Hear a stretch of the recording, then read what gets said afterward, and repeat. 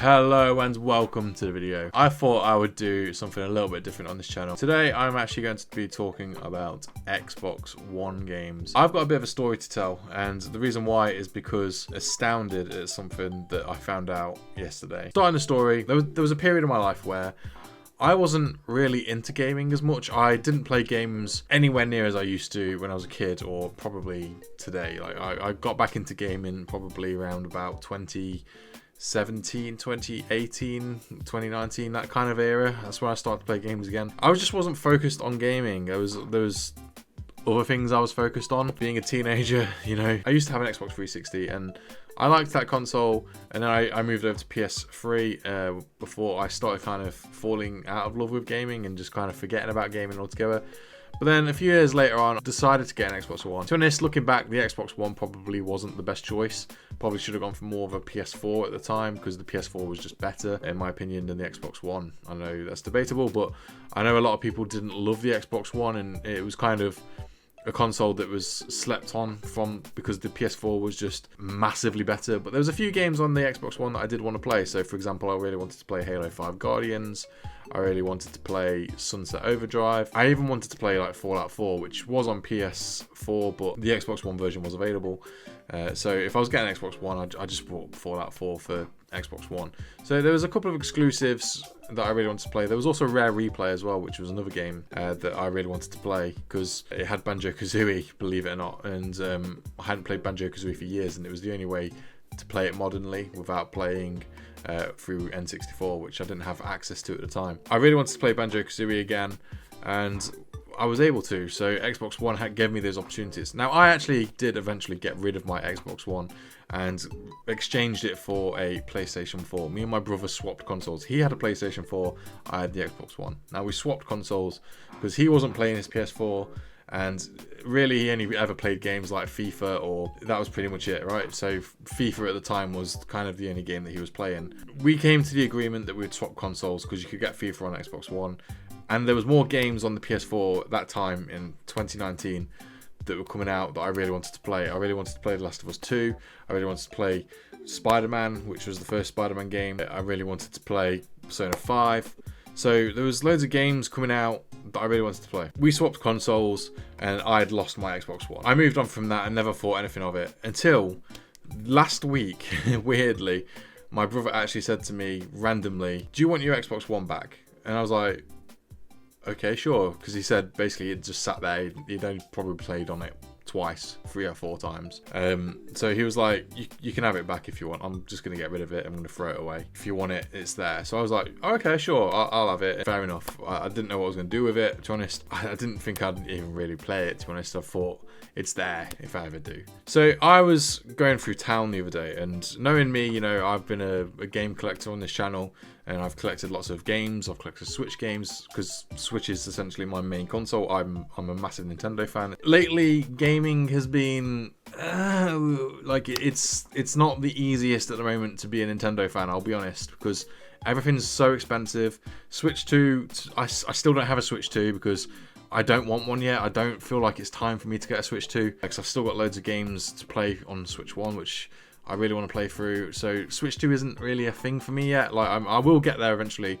Being a Switch channel, being a Nintendo channel, I will get there eventually, and I will get a Switch 2, and I'll start talking about Switch 2 games more, especially when Nintendo have a bigger catalogue of Switch 2 games available. At the moment, I'm kind of going through a backlog of games and going through them and playing the games I've missed and stuff like I still need to play. Being given the Xbox One by my brother actually gave me the opportunity to revisit games that I played 10 years ago.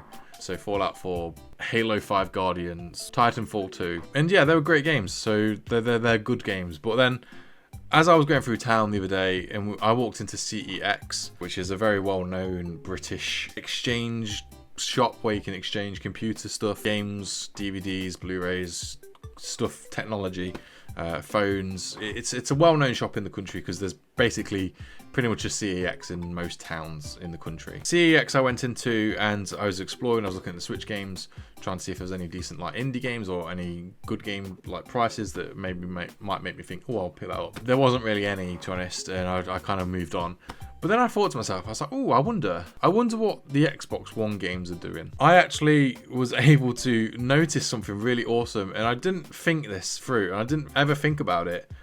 But Xbox One games, yes, there isn't a massive catalogue and there isn't many exclusives, but they're so cheap. The console games at the moment are half the price of what you'd find for like a PS4 game. And I understand that PS4 games are relatively cheap now, but they're around about £10 at CEX on average. Whereas Xbox One games are literally a fifth of that. They are around about £2. £2, £4. That's probably £4 max on a game is what I found. So I was like, oh wow, okay.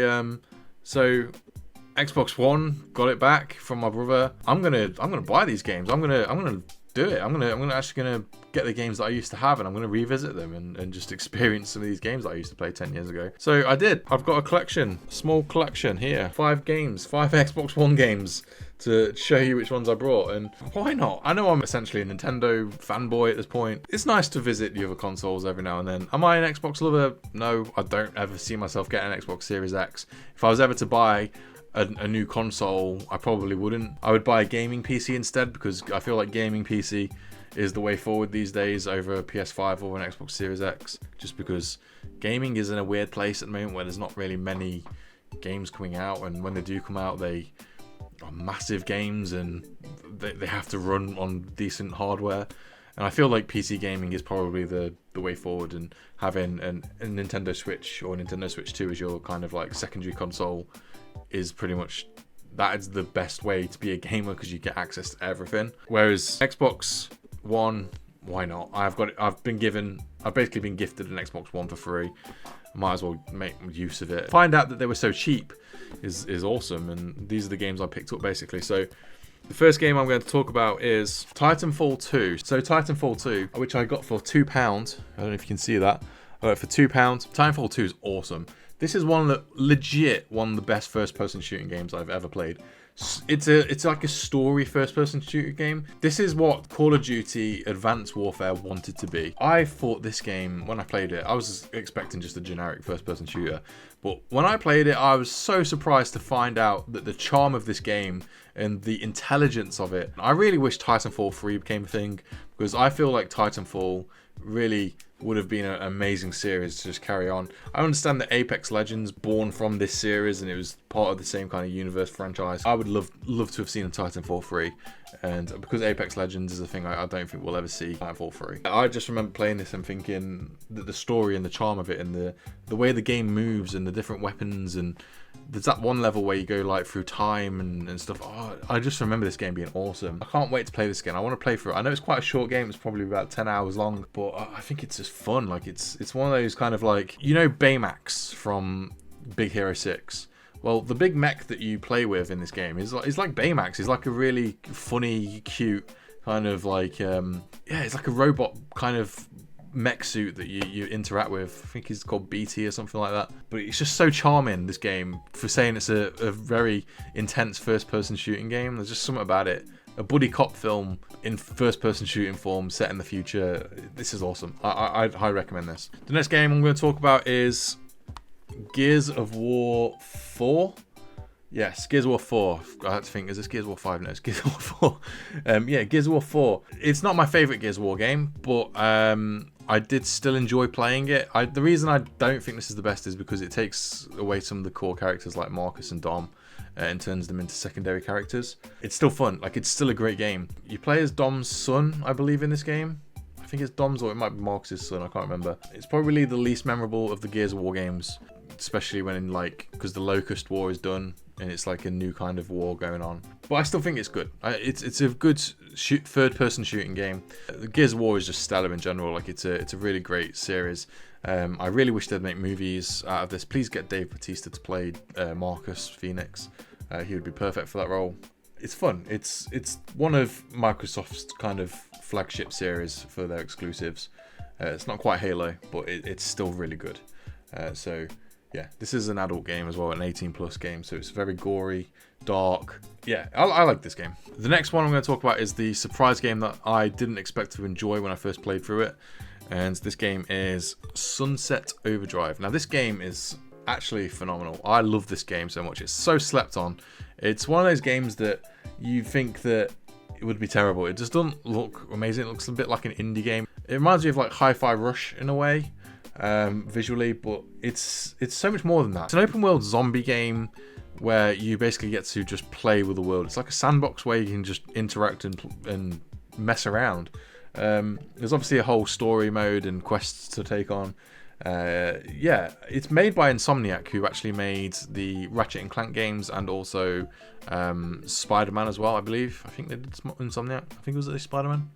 These were Ratchet and Clank creators. There's just crazy weapons you can use. It's based around this like drink that people have been drinking. That is, I think it's called Sunset or something like that. And it's basically turned people into zombies. It's like an alien drink. Or something like that. I forget the story. I need to play through it again to kind of remember it, but that's what I remember it being. It's a toxic drink that has caused an apocalypse.